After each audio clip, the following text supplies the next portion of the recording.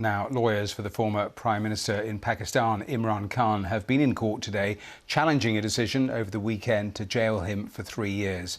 His lawyers say he's being held in deplorable conditions in jail but remains in good spirits. He was sentenced on Saturday for failing to declare money earned from selling state gifts whilst he was in office. After the verdict, he was taken from his home directly to prison. He's denied all the charges. Well, let's speak now from Lahore to Salman Safdar, a lawyer representing the former Prime Minister. Thank you so much for being here on the programme. I'll come to today's meeting in just a moment, but briefly, your reaction to what happened on Saturday.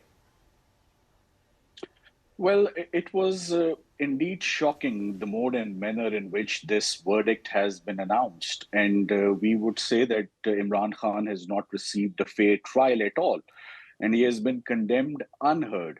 The conduct of the judge has been most objectionable in the whole proceedings from the very outset.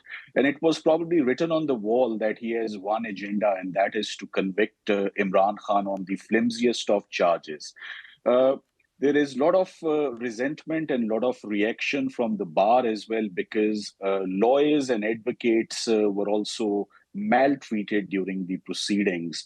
And not to talk about Imran Khan and, the environment of the court, unpleasantries were exchanged.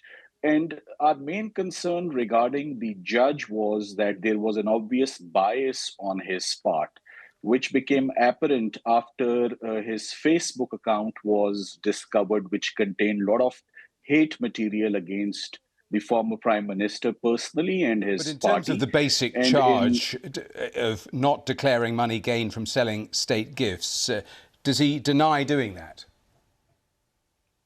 Yes, of course he denied that. Our main case has been that evidence has not been considered properly and appreciated properly.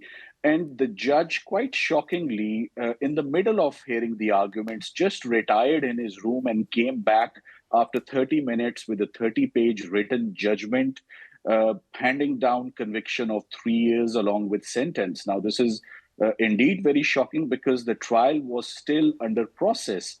And he denied Imran Khan producing defense evidence, which was his right.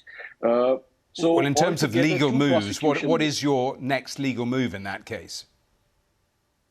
Well, it's a short sentence of 3 years. And under the normal circumstances, we would file an appeal in the High Court for suspending the sentence. Now, the difficulty is during the past 3 days, almost 2.5 days, lawyers as well were denied access, meeting Imran Khan and seeking, his signatures and authorization on the relevant documents. He has been taken away 300 kilometers away from Lahore, kept in Attak jail in the most inhumane conditions, with denial of access to his lawyers, to his family. And today, but members of your team have met him today, haven't they? Yes, finally, this happened today at 4 o'clock. And this was an interaction where our client revealed the conditions in which he's being kept. He signed the papers. He's being kept in a tiny room with deplorable conditions. There is no ventilation in the washroom, and there is a lot of mosquitoes, a lot of insects crawling in the room.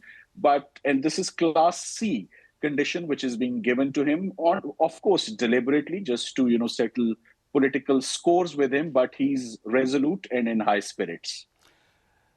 Now, Imran Khan only a couple of days ago called for peaceful protests. He said people shouldn't sit quietly in their houses. There's been no sign of that. Is that an indication that his support there in Pakistan has effectively dwindled? Perhaps the support has been silenced, I would put it that way. He's still one of the most popular leaders in Pakistan, with 80% of the masses supporting him.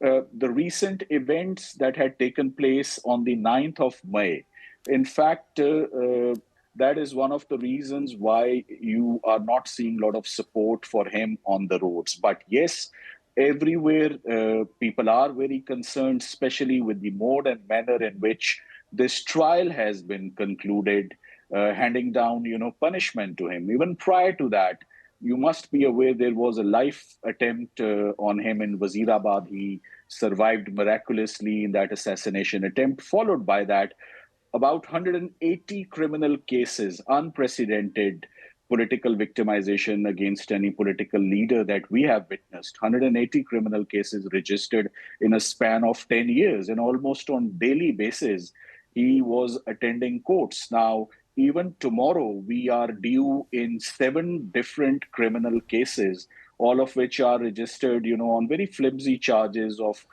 terrorism and The thing is, inciting military people. establishments, though, were attacked, and that is what the authorities say they were clamping down on, and that's in terms of their justification for all of those arrests. But a final question about the elections that we are supposed to see in Pakistan. Is there any way, do you think, that the PTI, his party, can actually effectively take part in those elections now, because quite a few of the leaders surrounding Imran Khan are either in hiding or have simply left the party?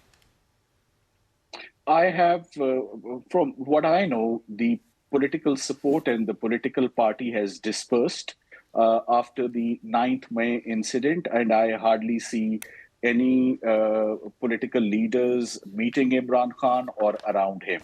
Now, only time will come. Of course, the agenda behind this conviction and behind these prosecutions were to politically isolate him and to delay the electoral process, and in that they are quite successful.